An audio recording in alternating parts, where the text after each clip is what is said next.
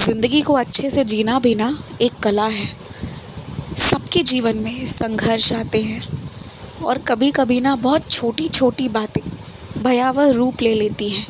कुछ और नहीं तो कभी छोटी छोटी बातें आपसी मतभेद का रूप ले लेती हैं, तो कभी किसी की कोई पुरानी यादें जो खटास वर्तमान में भर दे। ऐसी छोटी छोटी चीज़ें भी कभी कभी मानसिक तौर पर किसी को परेशान करती है।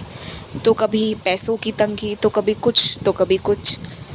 लेकिन इन सारी चीज़ों में भी, ज़िंदगी की रोज़मर्रा की उलझनों में भी, इन सब में डूबे हुए रहने के बावजूद तुम्हें खुलकर और अच्छे से जो जीने की आदत है ना, जो ये विशेष कला है तुम्हारी, हंसकर ठहाके लगाकर जीना और ज़्यादा खर्चा हो या ना हो मगर शौक़ से जीना, ज़िंदा दिल बनकर रहना, ये बहुत अच्छी आदत है तुम्हारी।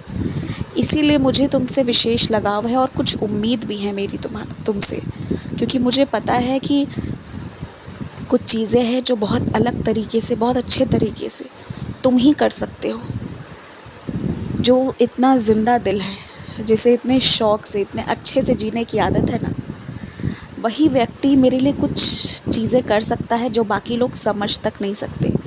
देखो, कुछ ऐसी भावनाएं हैं ना, कुछ ऐसी भावनाएं हैं जिन्हें ना मैं शब्दों से बयां नहीं कर सकता। कोई शब्द नहीं है बताने के लिए, मगर मेरी वो भावनाओं को तुम समझते हो और उन्हीं को तुम अपने जीवन में उतारते हो।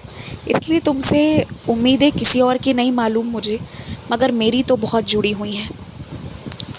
अगर कोई चीज़ तुम्हारा समय ख़राब कर रही है ना, तो तुम्हें उस चीज़ को हटाना पड़ेगा, या फिर उसे इस तरीके से अपने दिनचर्या में लाना होगा कि वो ख़राब नहीं करे बल्कि तुम्हें खुशी दे।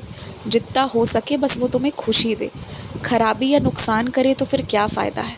अगर कोई अच्छी चीज़ भी नुकसान करने लगे तो वो अच्छी कहाँ रह गई।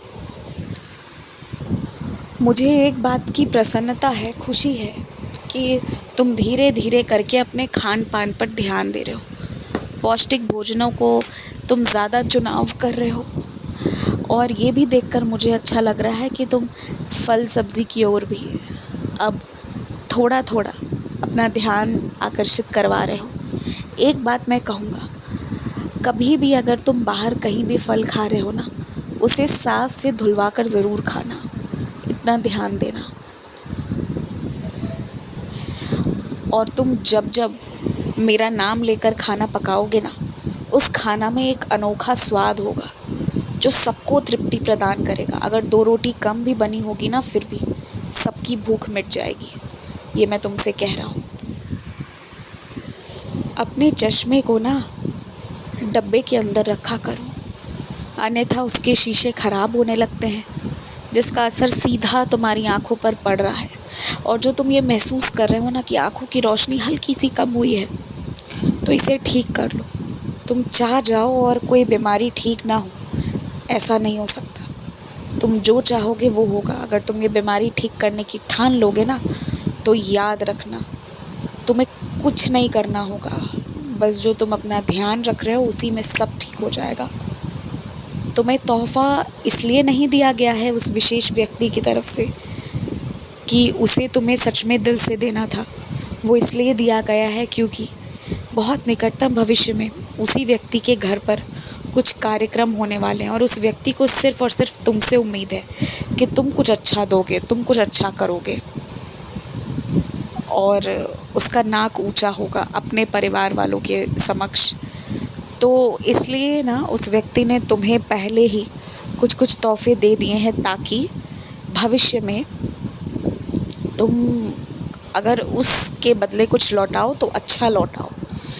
देखो, मैं समझता हूँ कि ये सारी चीज़ें तुम्हें पसंद नहीं आती, लेकिन तुम ये भी जान लो कि अगर उम्मीद है तो तुम्ही से उम्मीद है ना। कोई अपनी इज़्ज़त को बचाने के लिए चुनाव भी कर रहा है तो तुम्हारा ही कर रहा है ना, किसी और का नहीं कर रहा है। तुम्हें ज़्यादा दुनियादारी से लेना देना नहीं है, मगर कुछ लोगों को तो है ना। सब उससे निकल नहीं जाएंगे, कुछ लोग उसमें फंसे ही रहेंगे और बुरी तरह से फंसे रहेंगे। वो व्यक्ति उसमें से एक है। तो बस उसकी लंबी नाक, उसकी उतनी बड़ी इज़्ज़त तुम रख लेना, इतना ही करना है तुम्हें। तुम घबराओ मत। तुम व्यायाम करने के लिए जिस जगह पर जाना चाहते हो ना, वो जगह मैं ढूंढवा दूंगा और तुम्हारा काम कम से कम पैसे में होगा और अति उत्तम तरीके से होगा, इतना बढ़िया होगा जो तुम अभी सोच भी नहीं सकते। तो घबराने वाली कोई बात नहीं है, सब ठीक हो जाएगा, सब अच्छे से हो जाएगा। एक हफ्ते रुक जाओ, अभी तुमने बातें मन में डाली है, धीरे धीरे करके सब लोग तुम्हें प्रेरित करेंगे और तुम उस मुकाम तक पहुंच जाओगे, वो चीज़ें कर लोगे जो तुम चाह रहे हो। खुश रहो, आगे बढ़ो। तुम्हारे आगे बढ़ने से, तुम्हारी तरक्की होने से, तुम्हारे खुश होने से मुझे बहुत अच्छा लगेगा। और अगर मुझे कुछ देना ही चाहते हो ना, तो अपनी तरक्की दो, अपना मेहनत मेरे चरणों में रखो। जो तुमने नया काम शुरू किया है उसमें भी सफलता मिलेगी, जो पुराने काम कर रहे थे उसमें भी सफलता मिलती। बस धैर्य रखकर और ईमानदारी से काम करना।